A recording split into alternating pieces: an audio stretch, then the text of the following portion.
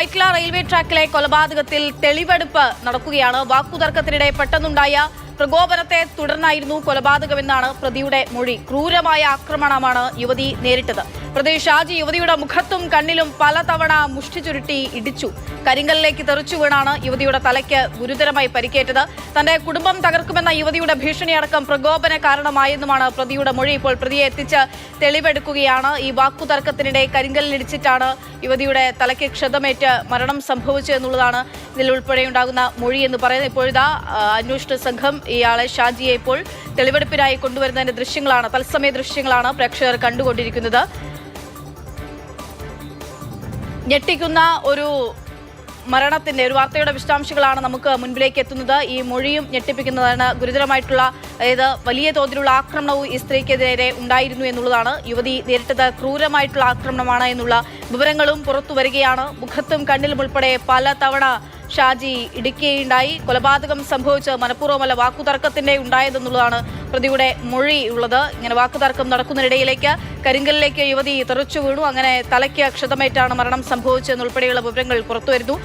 Railway ട്രാക്കിലെ കൊലപാതകത്തിന്റെ തെളിവെടുപ്പാണ് ഇപ്പോൾ നടന്നുകൊണ്ടിരിക്കുന്നത്. അതിനുശേഷം ട്രാക്കിലേക്ക് മൃതദേഹം ഉപേക്ഷിച്ചു എന്നുള്ളതാണ് പുറത്തുവരുന്ന വിവരങ്ങൾ എന്ന് പറയുന്നത്. ഇപ്പോൾ തെളിവെടുപ്പ് പുരോഗമിക്കുന്നു. പ്രതി ഓരോ കാര്യങ്ങളും പോലീസിന് പറഞ്ഞു കൊടുക്കുകയാണ്. എന്താണ് ചെയ്തതെന്നുൾപ്പെടെയുള്ള കാര്യങ്ങൾ വിശദീകരിക്കുകയാണ്. അതിന്റെ തത്സമയ ദൃശ്യങ്ങളാണ് നമ്മളിപ്പോൾ വൈറ്റ്ലയിൽ നിന്നും, കൊച്ചി വൈറ്റ്ലയിൽ നിന്ന് നടക്കുന്ന തെളിവെടുപ്പിന്റെ തത്സമയ ദൃശ്യങ്ങൾ കാണുന്നു. എസ് രാഗിൻ വിശദാംശങ്ങളുമായിട്ടുണ്ട്. രാഗിൻ ഓരോന്നോരോന്നായി പറഞ്ഞു കൊടുക്കുന്നുണ്ട്. വളരെ ഞെട്ടിപ്പിക്കുന്ന വിവരങ്ങളാണ് പുറത്തു വന്നുകൊണ്ടിരിക്കുന്നത്.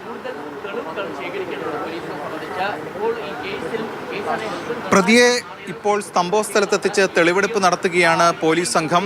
പ്രതി ഷാജിയെയാണ് ഇപ്പോൾ പോലീസ് സംഘം ഇവിടേക്ക് കൊണ്ടുവന്നത്. ഇവിടെയായിരുന്നു ഈ ഒരു സംഭവം നടന്നത്, കൊലപാതകം നടന്നത്. അതിൻ്റെ വിശദാംശങ്ങളൊക്കെ തന്നെ പോലീസ് സംഘം പ്രതിയിൽ നിന്ന് ആരായുകയാണ്. ഈ അറസ്റ്റ് രേഖപ്പെടുത്തിയ ശേഷം പ്രതിയെ സംഭവസ്ഥലത്തെത്തിച്ച് തെളിവെടുക്കേണ്ടതായിട്ടുണ്ട്. ഇതിൻ്റെ ഭാഗമായിട്ടുള്ള നടപടിക്രമങ്ങളാണ് ഇപ്പോൾ മരട് പോലീസ് നടത്തിക്കൊണ്ടിരിക്കുന്നത്. കൊച്ചി DCP അശ്വതി ജിജി ഉൾപ്പെടെയുള്ളവരും ഈ ഇതിൻ്റെ നേതൃത്വത്തിനായി ഉണ്ട്. ഇതിൽ ഏറ്റവും പ്രധാനപ്പെട്ട കാര്യം എങ്ങനെയാണ് ഈ കൃത്യം നടത്തിയത് തുടങ്ങിയ കാര്യങ്ങളാണ് ഇതുമായി ബന്ധപ്പെട്ട കാര്യങ്ങൾ ചോദിച്ചറിയുന്നത്. ആ സംഭവ ദിവസം ഇവിടെ എത്തി ഇവർ തമ്മിൽ വാക്കുതർക്കം ഉണ്ടാകുന്നു, പിടിവലി ഉണ്ടാകുന്നു. അതിനുശേഷം ഈ ഷാജിയുടെ ഫോൺ ഈ പറയുന്ന സുധ എടുത്ത് എറിയുന്നുണ്ട്. അതിൽ കൂടുതൽ പ്രകോപിതനാകുന്നു. അങ്ങനെ ഇവരുടെ മുഖത്ത് ആഞ്ഞിടിക്കുകയാണ് ഷാജി ചെയ്യുന്നത്. മുഷ്ടി ചുരുട്ടി മുഖത്ത് ഇടിക്കുന്നു. മുഖത്തും കണ്ണിനുമൊക്കെ തന്നെ ഇടിയേൽക്കുന്നുണ്ട്. അങ്ങനെ ഇടിയേറ്റ് തെറിച്ചു വീഴുകയാണ്. തെറിച്ച് കരിങ്കലിൽ പോയി ഇടിക്കുന്നു. കരിങ്കലിൽ പോയി ഇടിക്കുമ്പോൾ അവരുടെ തല മുറിയുന്നു. ആ തല മുറിയുന്ന ഘട്ടത്തിൽ വലിയ തോതിലുള്ള പരിക്ക് ഏൽക്കുന്നുണ്ട്. അങ്ങനെ ബ്ലീഡിംഗ് ഉണ്ടാകുന്നു. അവർ കരയുന്നു. ഈ സമയത്ത് മറ്റുള്ളവർ കേൾക്കാതിരിക്കാൻ വേണ്ടിയിട്ട് മുഖത്ത് അമർത്തിപ്പിടിക്കുകയാണ്. ആ രീതിയിലും ശ്വാസം മുട്ടിക്കുന്ന രീതിയിൽ ക്രൂരത നടത്തി.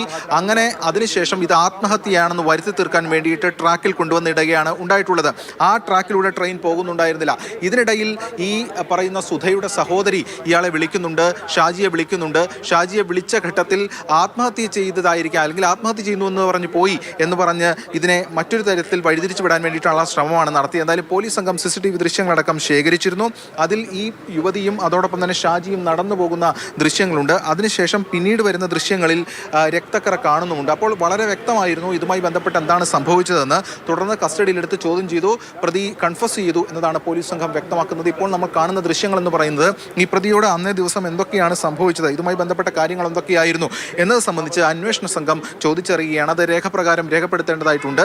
അതിൻ്റെ ഭാഗമായിട്ടുള്ള നടപടികളാണ് നടക്കുന്നത്. എന്തായാലും ഞെട്ടിക്കുന്നൊരു കൊലപാതകമാണ് കഴിഞ്ഞ ദിവസം ഇവിടെ ഉണ്ടായത്. ഈ യുവതിയെ ട്രാക്കിൽ മരിച്ച നിലയിൽ കാണപ്പെടുന്നു. ഇതെന്താണ് സംഭവിച്ചതെന്ന് ആദ്യം വ്യക്തമാകുന്നില്ല.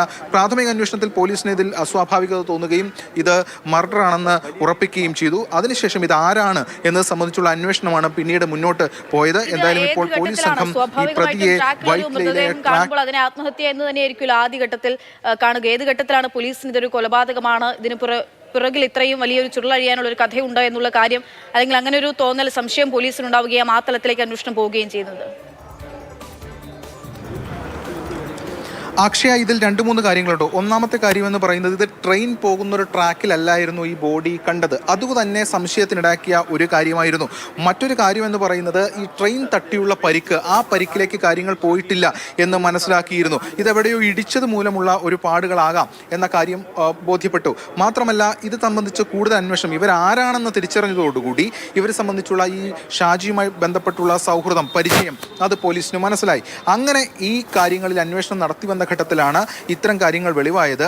ഇവർ കാറിൽ ഇവിടേക്ക് വരുന്നു. ആ കാറിൽ വന്ന ശേഷം പുറത്തേക്ക് ഇറങ്ങി ഇവിടെ എത്തുന്നു, ഇവിടെ തർക്കത്തിൽ ഏർപ്പെടുന്നു തുടങ്ങിയ കാര്യങ്ങളൊക്കെ തന്നെ പോലീസിന് പിന്നീട് ഷാജിയെ കിട്ടിയതോടുകൂടി മനസ്സിലാവുകയായിരുന്നു. അങ്ങനെ ആണ് ഇതൊരു ആത്മഹത്യയാണെന്ന് വരുത്തി തീർക്കാൻ വേണ്ടിയിട്ടുള്ള ശ്രമം പ്രതി നടത്തിയത്. ആദ്യഘട്ടത്തിൽ അത് പോലീസിന് പൊളിക്കാൻ കഴിഞ്ഞു.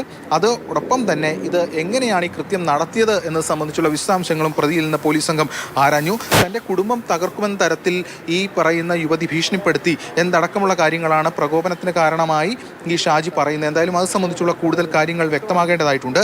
എന്തായാലും ഈ മൃതദേഹം ട്രാക്കിൽ കാണുന്നു. ആ ട്രാക്കിൽ കണ്ട ശേഷം ഇത് കൊലപാതകമാണെന്ന് പോലീസ് വേഗത്തിൽ തിരിച്ചറിയുന്നു. വേഗത്തിൽ തന്നെ ഇന്നലെ തന്നെ പ്രതിയിലേക്ക് എത്താൻ പോലീസിന് കഴിഞ്ഞു എന്നുള്ളതും പോലീസിനെ സംബന്ധിച്ചിടത്തോളം നേട്ടം തന്നെയാണ്. അന്വേഷണത്തിൽ ഒരു വഴിത്തിരിവുണ്ടാക്കി ഈ പ്രതിയിലേക്ക് എത്താൻ കഴിഞ്ഞു എന്നുള്ളത്. എന്തായാലും ഇപ്പോൾ പോലീസ് സംഘം അറസ്റ്റ് രേഖപ്പെടുത്തിയ ശേഷം ഇന്നലെ വൈകിട്ട് 5:50 കൂടിയായിരുന്നു അറസ്റ്റ് രേഖപ്പെടുത്തിയ ശേഷം ഇന്ന് കോടതിയിൽ ഹാജരാക്കേണ്ടതായിട്ടുണ്ട്. അതിന് മുന്നോടിയായി സംഭവസ്ഥലത്ത് എത്തിച്ച് പോലീസ് സംഘം തെളിവെടുപ്പ് നടത്തിക്കൊണ്ടിരിക്കുകയാണ്. ഇവിടെയാണ് ഈ തർക്കമുണ്ടായ ഒരു പ്രദേശം. ആ തർക്കമുണ്ടായ പ്രദേശം അതോടൊപ്പം തന്നെ ട്രാക്കും ഒക്കെ തന്നെ ചേർന്നാണ് കിടക്കുന്നത്. വൈറ്റില റെയിൽവേ ഓവർ ബ്രിഡ്ജിന് താഴെ ഒരു പ്രദേശമാണ്. അവിടെയാണ് ഇപ്പോൾ പോലീസ് സംഘം പ്രതിയെ എത്തിച്ച് സ്വദേശിയായ